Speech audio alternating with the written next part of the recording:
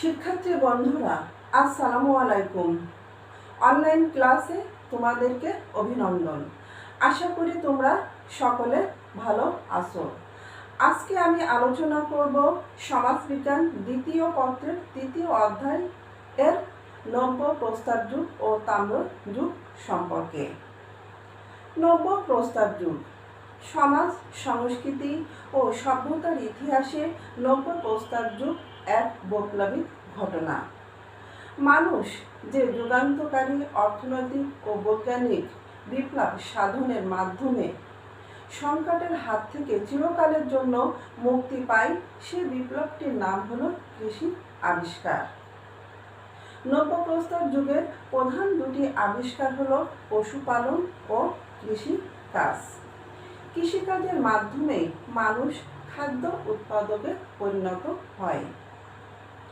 আমরা জেনেছি প্রাচীন প্রস্তর যুগে মানুষ খাদ্যের জন্য প্রকৃতির উপর নির্ভরশীল ছিল।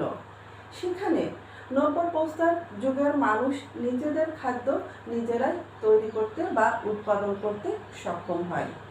সেটা কিভাবে, তা এবার আমরা জানব।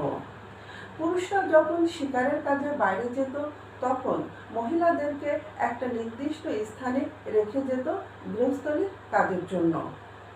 মহিলারা যেহেতু নির্দিষ্ট স্থানে অবস্থান করত, তাই তাদের চোখে পড়ে যে গাছ থেকে বীজ পড়ে কিভাবে চারা অঙ্কুরিত হয় এবং সেই চারা আস্তে আস্তে বড় হয়ে সেই গাছ থেকে কিভাবে আবার ফল দেয়। তখন মহিলাদের মনে ভাবনা আসে যে আমরা যদি এই এই বীজ যদি মাটিতে পুঁতে দিই তাহলে কেমন হয়। এই ভাবনা থেকে মহিলারা ঘাসের বীজ এবং অন্যান্য গাছের বীজ সংগ্রহ করে মাটিতে পুঁতে দেয় এবং কিছুদিন পর চারা অঙ্কুরিত হয়। সেই চারা ধীরে ধীরে বড় হয়ে গাছে পরিণত হয় এবং একসময় সেই গাছ ফল দিতে থাকে। তখন মহিলাদের মনে ভাবনা আসলো যে খাদ্যের জন্য বিভিন্ন জঙ্গলে জঙ্গলে ঘুরে না বেরিয়ে আমরা আমাদের নিজেদের খাদ্য নিজেরাই উৎপাদন করতে পারি।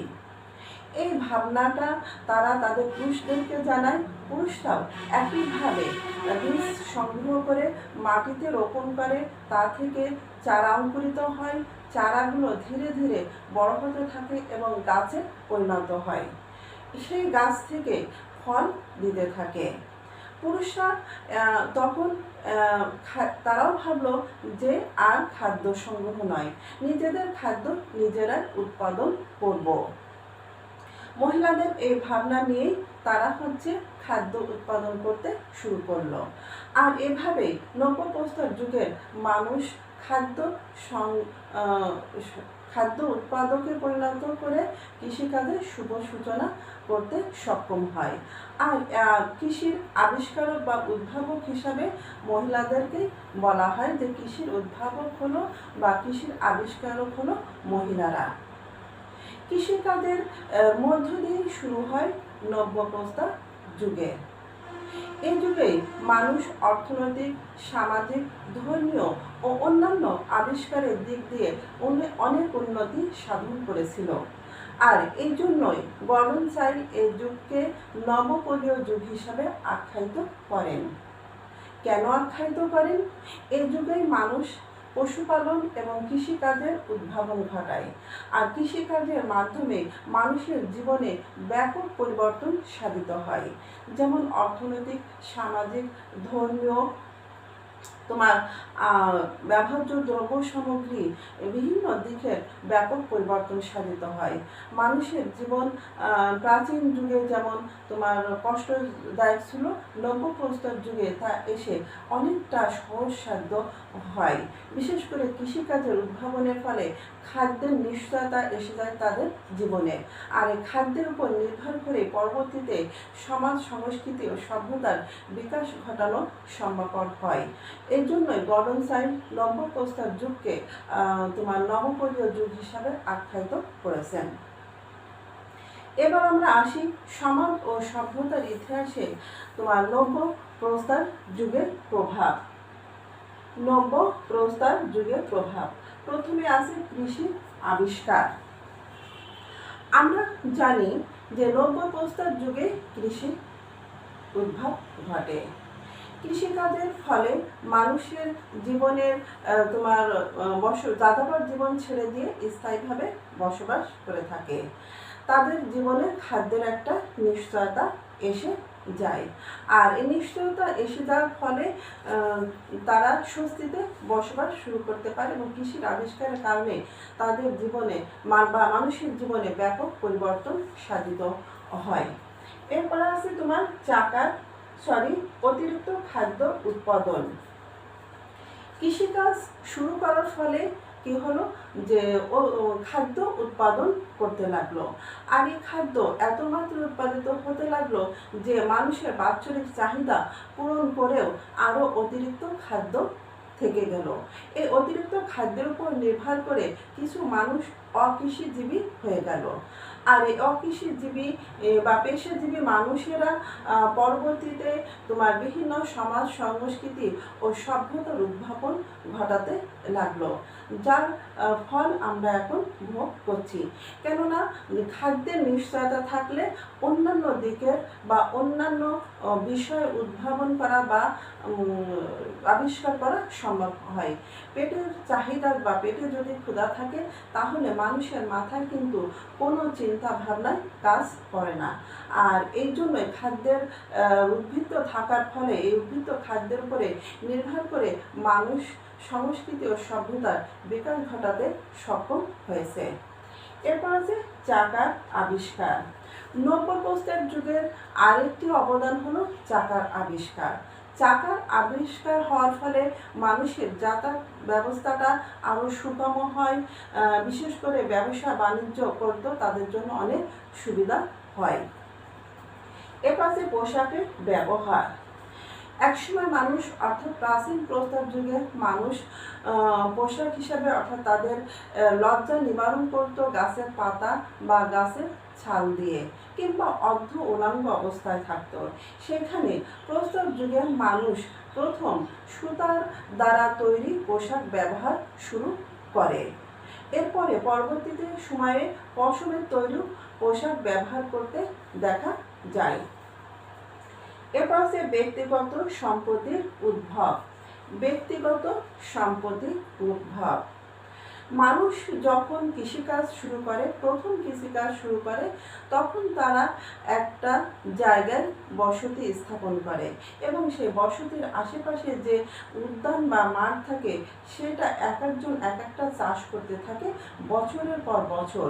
এই বছরের পর বছর চাষ করার ফলে সেই জমিটা তার, এই ভাবনা তার মনে এসে যায়, আর এই ভাবনা থেকে তাদের ভিতরে সম্পত্তিতে ব্যক্তিগত মালিকানার উদ্ভব ঘটে। যেমন মনে করো আমাদের দেশের কোনো কৃষকের যদি 3টা বা 4টা ছেলে থাকে এবং তার যদি কৃষি চাষযোগ্য জমি থাকে, সেই জমিটা কিন্তু মৌখিকভাবে এক একটা ছেলেকে দিয়ে দেয় চাষ করার জন্য। এই বছরের পর বছর চাষ করতে করতে সেই জমিটার প্রতি তার একটা অধিকার জন্মে যায়। তারপর যখন তাদের পিতা মারা যায় তখন কিন্তু যে জমিটা যে চাষ করে তার ভাগে কিন্তু চলে যায়। ঠিক তেমনই নব্য প্রস্তর যুগে যে উদ্যানটা, যে মাঠটা যে চাষ করত সেটা তার হয়ে যায় এবং এভাবেই সম্পত্তিতে ব্যক্তিগত মালিকানার উদ্ভব ঘটে। এরপর আছে গ্রামীণ জীবনের সূত্রপাত। আমরা জানি প্রাচীন প্রস্তর যুগে মানুষ বিভিন্ন জায়গায় বসবাস করত, আর বিভিন্ন জায়গায় বসবাস করত এর জন্যই খাদ্যের জন্য। যে বন জঙ্গলে খাদ্য ফুরিয়ে যেত বা শেষ হয়ে যেত, অন্য জঙ্গলে তারা পাড়ি জমাতো। কিন্তু নব্য প্রস্তর যুগে কৃষির উদ্ভাবন ঘটার ফলে খাদ্য উৎপাদন করতে সক্ষম হয় মানুষ, আর এই খাদ্য উৎপাদন করার সাথে সাথে তাদের যাযাবর জীবনের অবসান ঘটে। তারা একই জায়গায় স্থায়ীভাবে বসবাস শুরু করে, আর এই স্থায়ীভাবে বসবাস শুরু করার ফলে কি হয়, গ্রামীণ জীবনের সূত্রপাত ঘটে। সেই থেকে মানুষ একই জায়গায় বসবাস করে এবং গ্রামীণ জীবনের সূত্রপাত বা সৃষ্টি হয়। ব্যবসা বাণিজ্য। নব্য প্রস্তর যুগে ব্যবসা বাণিজ্য আমরা দেখতে পাই, কেননা খাদ্যের যে উদ্ভিদ যে খাদ্য থেকে যায় সেই খাদ্যের উপরে নির্ভর করে ব্যবসা বাণিজ্য শুরু করে।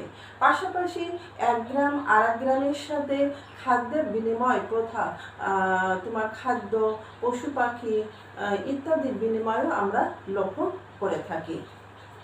এরপর হচ্ছে শ্রেণী বৈষম্য। শ্রেণী বৈষম্য অতিরিক্ত সম্পদ সৃষ্টি হওয়ার ফলে বা অতিরিক্ত উৎপাদন হওয়ার ফলে তোমার বিভিন্ন পেশার সৃষ্টি হয়। বিভিন্ন পেশার সৃষ্টি হওয়ার ফলে নানা পেশাজীবী মানুষেরও সৃষ্টি হয়। কী হয়, সমাজে তোমার উঁচু নিচু অবস্থানেরও সৃষ্টি হয়। ওই সময় খাদ্য উৎপাদন কৃষিকাজের মাধ্যমে ছোটোখাটো ব্যবসা বাণিজ্য ছিল। এই খাদ্য উৎপাদন এবং ব্যবসা বাণিজ্যের ক্ষেত্রে লাভজনক সবার হতে পারত না। ফলে কী হচ্ছে, এখানে একটা উঁচু নিচু অবস্থান সৃষ্টি হতো, যা পরবর্তীতে শ্রেণী বৈষম্য দেখা দেয়। সেই শ্রেণী বৈষম্যটা কিন্তু আমাদের সমাজে এখনও প্রচলিত আছে বা এখনও বয়ে আসছে। এরপর হচ্ছে তোমার পরিবার ও বিবাহ প্রথা। নব্য প্রস্তর যুগেই পরিবার ও বিবাহ প্রথা লক্ষ্য করা যায়। মানুষ যাযাবর জীবন ত্যাগ করে স্থায়ীভাবে বসবাস শুরু করে। পাশাপাশি মানুষের বুদ্ধিরও বিকাশ ঘটতে থাকে। তাই তারা হচ্ছে বিশৃঙ্খল জীবনযাপন না করে বিবাহ প্রথার প্রচলন করে। বিবাহ প্রথার মাধ্যমে বা বিবাহের মাধ্যমে পরিবারের সৃষ্টি হয়। আমরা জানি পরিবার গঠনের পূর্ব শর্ত হলো বিবাহ, আর এই বিবাহের মাধ্যমে পরিবার গঠন হয়ে থাকে। তাই নব্য প্রস্তর যুগে পরিবার ও বিবাহ প্রথার প্রচলন ছিল। এরপর আছে তোমার ধর্মীয় ধ্যান ধারণা। ধর্মীয় ধ্যান ধারণা ধর্মীয় ধ্যান ধারণাটা প্রাচীন প্রস্তর যুগে ছিল। প্রাচীন প্রস্তর যুগে মানুষের ভৌগোলিক পরিবেশ সম্পর্কে বা প্রাকৃতিক পরিবেশ সম্পর্কে কোনো ধারণা ছিল না। যখনই কোনো হিংস্র জন্তু তাদেরকে আক্রমণ করত বা কোনো গাছ তাদের পরে ভেঙে পড়ত বা বিভিন্ন প্রাকৃতিক দুর্যোগ, তোমার বন্যা, জলোচ্ছ্বাস, খরা, ভূমিকম্প, আগ্নেয়গিরি ইত্যাদি হতো, এ থেকে তাদের মনে হতো যে অলৌকিক কোনো শক্তি আছে, সেই শক্তি আমাদের প্রতি অসন্তুষ্ট। আর এই অসন্তুষ্টতার কারণেই বিভিন্ন ধরনের বিপদ আবার আমাদের উপরে দিচ্ছে। এই চিন্তাভাবনা থেকে যে তাদের মনে আসলো যে অলৌকিক শক্তিকে কিভাবে সন্তুষ্টি করা যায়, এই চিন্তাভাবনা থেকে তারা কি করে, বিভিন্ন পূজা অর্চনা শুরু করে। সেই চিন্তাধারা তোমার নব্য প্রস্তর যুগেও দেখা যায়। নব্য প্রস্তর যুগেও মানুষ বিভিন্ন পূজা অর্চনা করে থাকে, অর্থাৎ কোনো অলৌকিক শক্তি আছে, এই চিন্তাটা তাদের ভিতরে ছিল। এই চিন্তা ভাবনা থেকে নব্য প্রস্তর যুগের মানুষের এরা হচ্ছে তোমার বিভিন্ন পূজা অর্চনা করে থাকতো। এরপর আছে তোমার রাজনৈতিক ব্যবস্থা। রাজনৈতিক ব্যবস্থা প্রাচীন প্রস্তর যুগে কোনো রাজনৈতিক সংগঠন ছিল না। সে সময় তোমার নির্বাচিত হতো শুধুমাত্র দলপতি, তাও কি জন্য, গোষ্ঠীগুলোকে নিয়ন্ত্রণ করার জন্য। কিন্তু নব্য প্রস্তর যুগে সম্পত্তিতে ব্যক্তিগত মালিকানার উদ্ভব ঘটে বা ধারণা জন্মে। এই ব্যক্তিগত সম্পত্তি বা জমি জমাকে কেন্দ্র করে বিভিন্ন বিবাদ সৃষ্টি হয়। এই বিবাদ মীমাংসা করার জন্য একজন প্রতিনিধি বা একজন দলপতির প্রয়োজন হয়ে পড়ে। এই দলপতি হচ্ছে তোমার বিভিন্ন বিবাদ ঝামেলা হচ্ছে তোমার মীমাংসা করত। ধীরে ধীরে এই দলপতি গ্রামের মানুষের উপর কর্তৃত্ব করতে থাকে। পরবর্তীতে এই প্রতিনিধিরাই বা এই দলপতিরাই তাদের বংশধররা যাতে ভবিষ্যতে দলপতি নির্বাচিত হতে পারে, গ্রামের লোকজনের উপর কর্তৃত্ব করতে পারে, সেই চিন্তাভাবনা তারা করতে থাকে এবং করতে করতে তারা একসময় শক্তিশালী হয়ে ওঠে এবং ভবিষ্যতে যাতে তাদের বংশধররা কর্তৃত্ব করতে পারে সেই বিষয়টা তারা স্পষ্ট করে যায়। আর এভাবেই রাজনৈতিক সংগঠনের সৃষ্টি হয় নব্য প্রস্তর যুগে। এরপর আছে তোমার বিভিন্ন আবিষ্কার। বিভিন্ন আবিষ্কার। নব্য প্রস্তর যুগে মানুষ কিছু আবিষ্কার করে থাকে। বিশেষ করে কৃষি কাজের জন্য কৃষি উপকরণের প্রয়োজন হয়। এই কৃষি উপকরণগুলো তারা তৈরি করেছিল, যেমন লাঙল, কোদাল, কাস্তে, দা, বটি, তীর, ধনুক, বর্ষা, হাতে ঘোরানো তোমার জাতা, চাকাওয়ালা তোমার বাঁশ বেতের ঝুড়ি, পোড়া মাটির পাত্র, কামারের চাকা, সুতা কাটার চরকা, নৌকা, চাকু, কুঠার ইত্যাদি। এই সকলগুলো নব্যপ্রস্তর যুগে মানুষ আবিষ্কার করেছিল। এই আবিষ্কারগুলো তারা করেছিল তাদের কৃষিকাজের প্রয়োজনে এবং তাদের নিত্য প্রয়োজন থেকে এই আবিষ্কারগুলো তারা করেছিল। শিক্ষার্থী বন্ধুরা, এই ছিল হচ্ছে তোমার সমাজ ও সংস্কৃতি ও সভ্যতার ক্ষেত্রে নব্যপ্রস্তর যুগের প্রভাব। এবার আমরা জানব তাম্র যুগ সম্পর্কে। তাম্র যুগের আছে সূচনা। তোমার অনুমান করা হচ্ছে নব্যপ্রস্তর যুগের শেষের দিকে তাম্র যুগের সূচনা হয়। খ্রিস্টপূর্ব 4000 অব্দের শেষের দিকে ইউরোপে তাম্র যুগের সূচনা হয়ে থাকে বলে ধারণা করা হয়ে থাকে। এটা শুধুমাত্র ধারণা, তবে কোনো এর লিখিত দলিল পাওয়া যায়নি। এরপর আছে তোমার তামার আবির্ভাব। তামার আবির্ভাব কিভাবে ঘটল? তামার আবির্ভাব কিভাবে ঘটল তার কোনো তথ্য সঠিকভাবে পাওয়া যায়নি। তথ্য পাওয়া যায়নি। পাথরের পর মানুষ প্রথম তামার ব্যবহার করতে শেখে। তবে ধারণা করা হয় নব্যপ্রস্তর যুগে মানুষ মাটির তৈরি জিনিস আরও শক্ত মজবুত করার জন্য আগুনে পোড়াতো। যখন এই মাটির তৈরি জিনিসগুলো আগুনে পোড়াতো তখন তোমার ওই মাটির পাত্র থেকে তামা গলে বের হয়ে আসতো, আর এভাবে তামার আবির্ভাব ঘটে। নব্যপ্রস্তর যুগের মানুষ মাটির তৈরি হাঁড়ি পাতিল আরও মজবুত করার জন্য যখন আগুনে পোড়াতো তখন ওই মাটির পাতিল থেকে তামা গলে বের হতো, আর এভাবে তামার আবির্ভাব ঘটে। তোমার এরপর আছে তামার ব্যবহার। তামার ব্যবহার দেখা যায় ব্যাবিলন, মিশর, টাইগ্রিস, ইউফ্রেটিস নিম্ন উপত্যকা। এছাড়াও তোমার ভারতীয় সমাজে তামার ব্যবহার ছিল বলে জানা যায়। এরপর আছে তোমার বিভিন্ন আবিষ্কার। তামা দিয়ে তোমার হাতিয়ার ও অস্ত্র তৈরি সহজ ছিল। তামার তৈরি হাতিয়ার ও অস্ত্র মজবুত হতো। কৃষিকাজের জন্য নব্যপ্রস্তর যুগে মানুষ হচ্ছে যখন তামার খোঁজ পেল তখন কৃষিকাজের জন্য বিভিন্ন উপকরণ তামা দিয়ে তৈরি করত।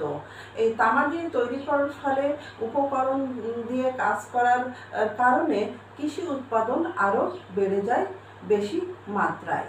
এ যুগে মানুষ যেগুলো আবিষ্কার করেছিল তোমার হচ্ছে মৃৎশিল্প, চাকাযুক্ত গাড়ি, পালতোলা নৌকা, নাঙল, সেচ ব্যবস্থা প্রচলন, পঞ্জিকা ইত্যাদি। এজন্য এ যুগকে নগর সভ্যতার প্রস্তুতির যুগ বলা হয়ে থাকে। তাম্রযুগে মানুষ যেসব উপকরণগুলো তৈরি করেছিল সেগুলো হলো তোমার চাকাওয়ালা গাড়ি, পালতোলা নৌকা, সেচ ব্যবস্থার প্রচলন, নাঙল, পঞ্জিকা, মৃৎশিল্প ইত্যাদি। এ সকলগুলো আবিষ্কার করার ফলে এছাড়াও মানুষ কৃষিকাজের জন্য অন্যান্য উপকরণগুলো তৈরি করে থাকে। এই সকল উপকরণ তৈরি করার ফলে তোমার কৃষিকাজ আরও বেশি মাত্রায় বেড়ে যায়।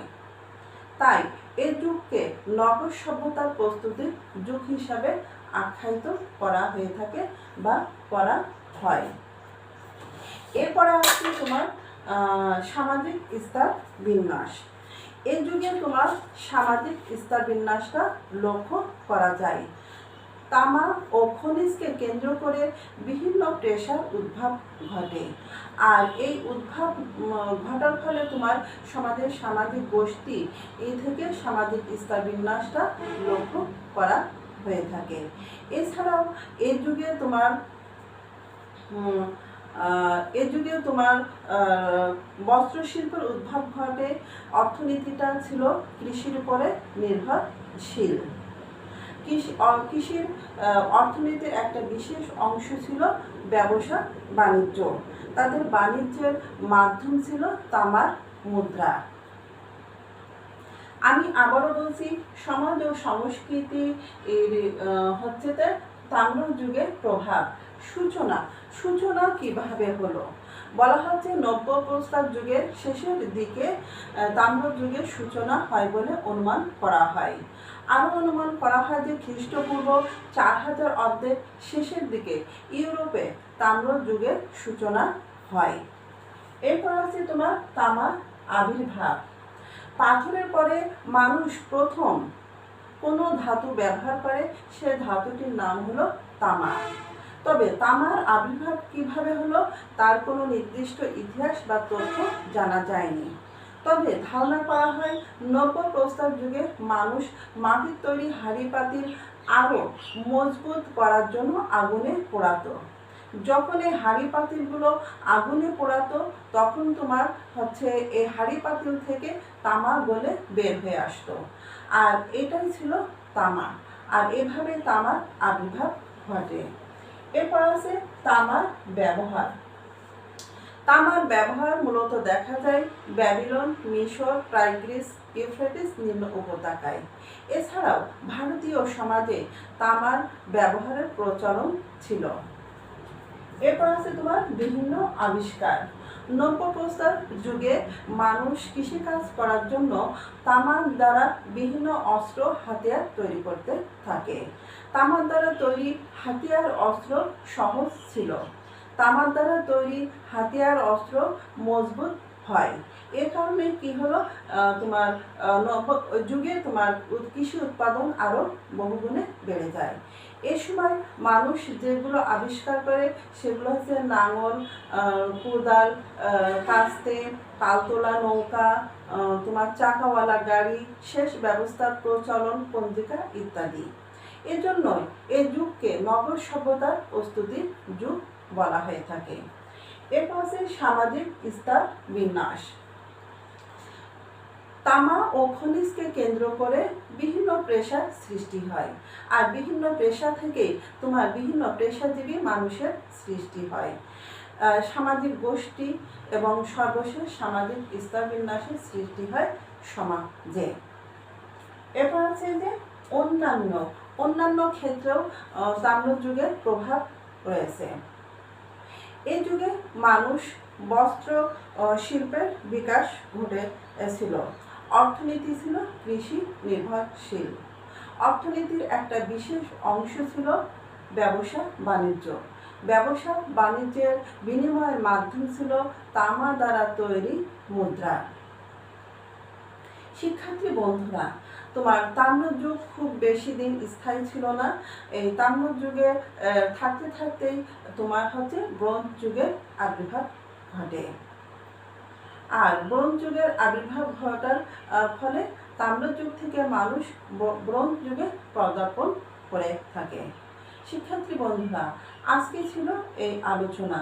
তোমরা কি করবা, আরও তোমাদের বাড়িতে যে পাঠ্যপুস্তক আছে সে পাঠ্যপুস্তকগুলো তোমরা অনুশীলন করবে, দেখবে। তোমরা সকলে ভালো থাকো, সুস্থ থাকো, এই কামনায় এ পর্যন্ত। আল্লাহ হাফেজ।